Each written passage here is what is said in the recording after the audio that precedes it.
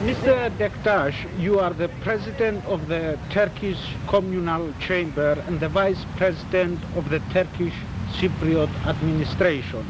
What, in your opinion, is the cause of the Cyprus problem?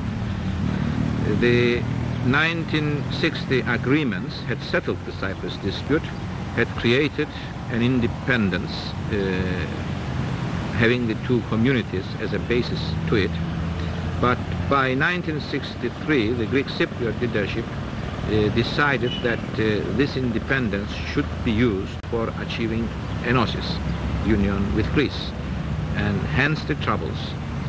The reason why we had an independence in 1960 was because neither the Greek Cypriot side nor the Turkish Cypriot side could agree on anything else.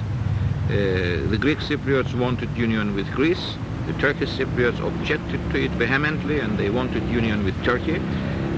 This resulted in chaos and in intercommunal troubles and struggles. And in the end, with the help of the two motherlands, or the two communities, Greece and Turkey, it was decided to compromise. And independence was a good, reasonable, sensible compromise. If today we are to settle the Cyprus issue as two communities, and not as one or the other, but as two communities of Cyprus, I think we still need a compromise formula, and independence seems to be the best formula. Now, what is preventing us from achieving this compromise? I believe, as I said earlier, that the main obstacle in our way for a settlement continues to be the desire and the wish of the Greek Cypriot leadership to use the independence which is to be found for enosis and not for anything else.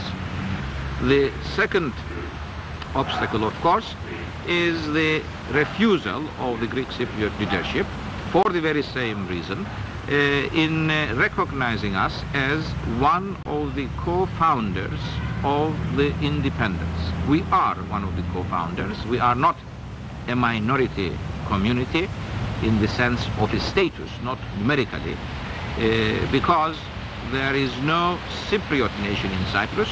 There are Greek Cypriots and Turkish Cypriots, and these have together found an independence. If this independence is to continue, that the status must be accepted. Yes, but what you've mentioned about using independence towards enosis is only hypothetical. I mean, the stand of the Cyprus government, as we gather at the present moment, is independence. In words, it is so, but in deeds, we are suffering because of their refusal to accept the guarantees of independence, guarantees which we really need. And I really ask you this: had there been no enosis policy, what was the reason of starting the 1963 troubles? What is the reason of continuing it? It could have been settled in 2 days by reverting back to independence status, guaranteed independent status. They will not revert back because they think that they will achieve non-guaranteed independence status, which they can use for enosis. And you say that the stand of the Cyprus government, which to us is the Greek Cypriot administration, is for independence. Well, what about the statement of Archbishop Makarios to the effect that he will not sign any agreement which bars enosis, will not sign any agreement which doesn't bar enosis? So there it is. Your beatitude, the events of the last few months have left world public opinion somewhat confused. Could you please explain the phenomenon of continuous crisis over the Cyprus question, and how do you think it possible for the Republic to function smoothly? It can be said that at present there is no serious crisis. But as long as the Cyprus problem remains in abeyance, it is inevitable that there should be a kind of major or small crisis.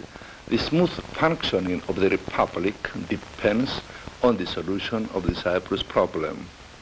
What were the reasons behind the recent crisis? I would say that the causes of this recent crisis were rather artificial. The divergence of views, however, between Athens and Nicosia on certain points was not unconnected with this crisis. In 1963, Your Beatitude, you had proposed a 13-point plan to the Vice President for revising the Constitution. Are you still in favor of revising the Constitution?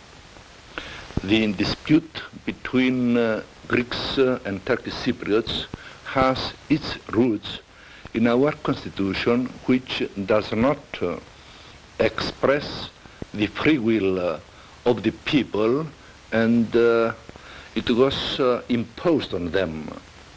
Our Constitution is undemocratic and contains many divisive elements which, instead of bringing Greeks and Turks closer together, keep them apart. For these reasons, I believe that the revision of the Constitution is necessary. How do you think that you can bridge the gap between the two communities, and what has been done towards this direction? The Greeks and Turks of Cyprus have lived peacefully together for many years, and I believe that this is possible in the future also. The gap separating today the Greeks and Turks of Cyprus can be bridged if both sides accept certain internationally recognized democratic principles as the framework within which they can seek the settlement of their differences. Talks in the last 3 years have not helped bridge this gap. The efforts, however, in this direction should be continued. What do you think is the best solution to the Cyprus problem? The solution of the Cyprus problem will not be difficult if it is founded on a democratic basis.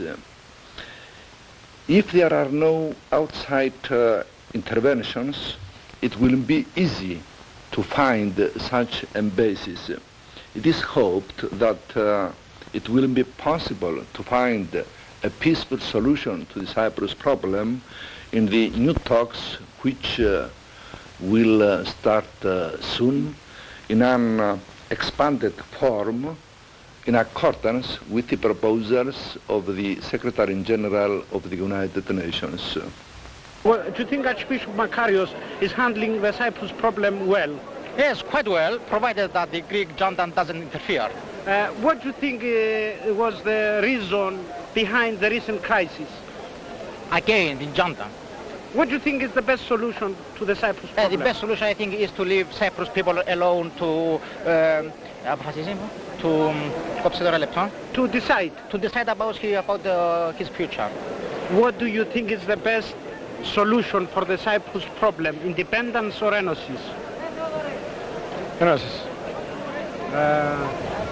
Do you think Archbishop Makarios should be left alone to handle the Cyprus question? Yes.